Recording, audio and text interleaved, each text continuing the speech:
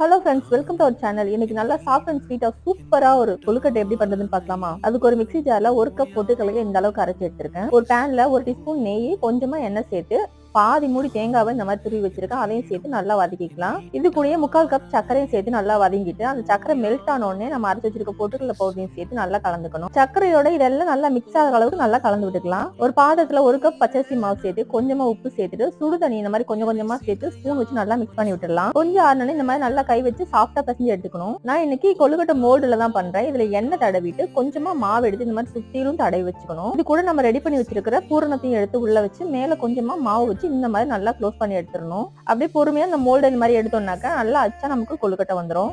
இதை அப்படியே ஒரு ஸ்டீமர்ல வச்சு நல்லா ஸ்டீம் பண்ணி ஒரு 15 நிமிஷம் நல்லா ஸ்டீம் பண்ணி எடுத்துக்க வேண்டியதான். அவ்வளவுதான், சூப்பரான கொழுக்கட்டை நமக்கு ரெடி ஆயிரும். ஸ்டீமர்ல நீங்க இட்லி பாத்திரத்துல கூட வச்சு நல்லா ஸ்டீம் பண்ணி எடுத்துக்கோங்க. அவ்வளவு சிம்பிளா சூப்பரான சாஃப்டான கொழுக்கட்டை நமக்கு ரெடி ஆயிடுச்சு. இதே மாதிரி நீங்க ட்ரை பண்ணி பார்த்துட்டு உங்களுக்கு